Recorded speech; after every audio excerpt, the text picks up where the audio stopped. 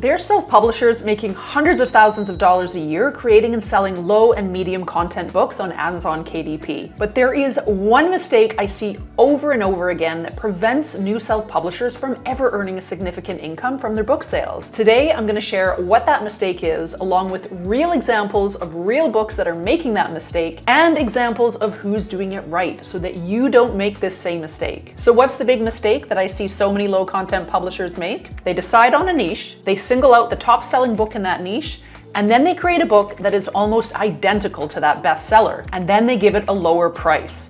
And they have to undercut on price because nobody is going to buy that new book at the same price as the original bestseller that already has dozens, sometimes hundreds of 5-star reviews on it. And a lower price means a lot less money for you. Just look at the earnings difference between this original bestseller and the copycat. The original is making $700 a month, while the copycat is only earning $4 a month. Now this is made even more impressive because the original version of this book actually has a color interior, meaning the print cost is actually much higher, yet it is still vastly outperforming the copycat. So what are you supposed to do in the face of all of this competition? Well, in order to make a lot of money in top-selling KDP niches, you always have to do either something better, new, or different than what's already out there. You need a unique selling proposition or USP, something that is going to differentiate you from your competitors. So let's get into the better, different, and new one at a time. All right, so better.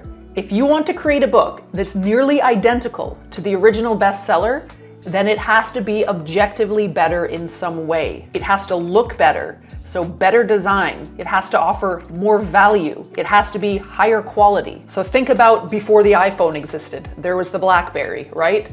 And then iPhone came along and created essentially the same product, but they improved on it and made it better. A couple other examples might be the creation of Facebook after MySpace, or the creation of Spotify after Napster. Now, creating something better is not something that's easy to do. Now, I actually couldn't even find an example of a book that came along that was copying another book and actually ended up doing a better job than the original bestseller. But I will show you an example of a bestseller with a couple of its copycats who are unsurprisingly not doing that well. So we've got Wreck This Journal, regular list price $16, and this book has a bestsellers rank of 2,640 in the entire Amazon store, which is really excellent. Now with this copycat, it's got basically the exact same title. The price is substantially lower at $8.99, and the bestsellers rank is 394,360. Now this book was published only a few weeks ago, and I suspect that in another few weeks,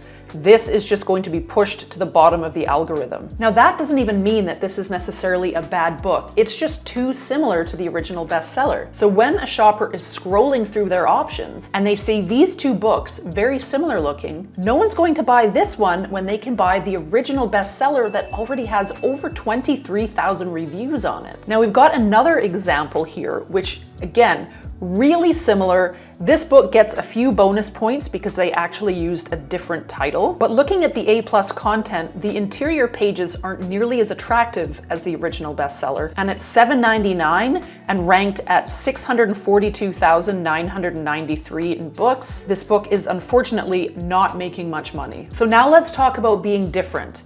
If you want to get in on a top-selling niche and you don't want to create something that's nearly identical to that top-selling book, then you've got to do something different. That could mean a different target audience. So children, adults, senior citizens, dads, moms, grandparents, some sort of special interest group. Or you could keep the concept generally the same and just offer a completely different design style. If the top-selling book looks modern, maybe you can do something a little bit more traditional. Or if the tone is sentimental, maybe you can do something that's humorous. Or if it looks sophisticated, maybe you can do something that's more cutesy. So let's look at an original bestseller in the cozy coloring book niche. So we've got the little corner coloring book for adults and teens. It's got beautiful A+ content, and look at the best sellers rank. Can we just take a minute and let this sink in? With a best sellers rank of 17, this book is literally earning $65,000 a month. Can you even believe that? Now let's take a look at a couple other publishers who are trying to get in on this action, and they're actually doing a pretty good job. So this publisher wanted to get into this cozy coloring book space, but rather than doing something completely identical, so to get in on this action, they pivoted a little bit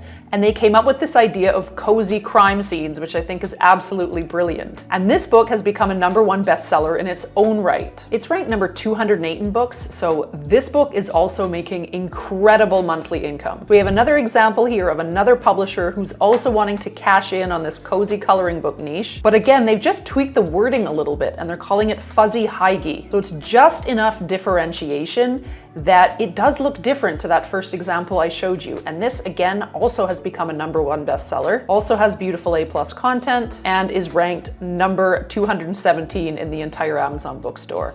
Absolutely incredible. So those are two examples of books that are really doing different right. So now let's talk about new. And this really is about coming up with a completely new concept that doesn't yet exist on Amazon. And this is kind of tricky because if it doesn't already exist, there might be a good reason why. And that reason might be that there just simply isn't any demand for it. Plus, it's really hard to come up with a genuinely new and original idea. Almost every idea out there is based on some way on a previous idea that they've just put a new spin on. Now, one new idea that I did find was this pretty cool reverse coloring book idea. Now, some might say this is just a different take on an already existing niche, which is coloring books, but I've never seen it done in this particular way before. Now, the cool thing about this reverse coloring book is that the book actually has the colors and then you draw the lines. This really is a novel idea. And unsurprisingly, it's doing really well with an Amazon bestsellers rank of 2,248. Now, I am actually going to be creating a tutorial on how to create this style of coloring book in a couple of weeks,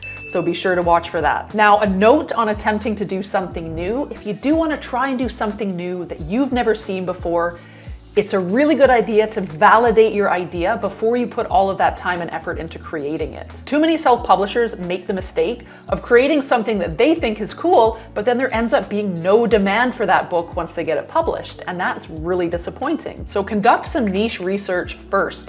See if there are shoppers that are actively searching for that type of book. If so, then that's a really good book to create. If you can prove that there's already demand for that book, you're gonna have a much higher chance of making real money with it. Now, if you'd like to figure out a simple way of validating a book idea, you can check out this video right here. Now, I also have a note on competition. Now, there are so many people that are drawn to low content publishing because it's kind of been presented as some sort of get-rich-quick scheme. Well, it's not.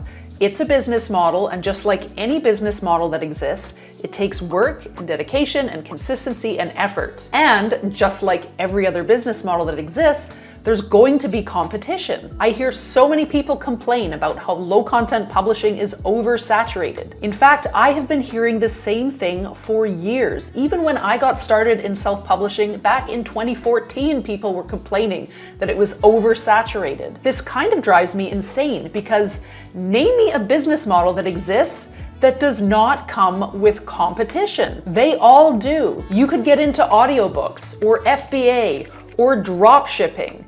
You could create a new car. You could open up a yoga studio. It doesn't matter. Whatever business model you choose, there is and always will be competition. And even if you have an idea that's so out of the box, so original, so brand new, it's never been done before, and there are no competitors, guess what? The second you become successful and other people figure out what you're doing, competition is going to be right around the corner. You cannot escape it. Welcome the competition. You can beat it. You just have to focus on doing something better, new, or different. Then you will succeed. And if you want some more suggestions on some big money-making, low-content book niches that you probably haven't thought of before, check out this video next. Thank you so much for watching, and I'll see you next Monday.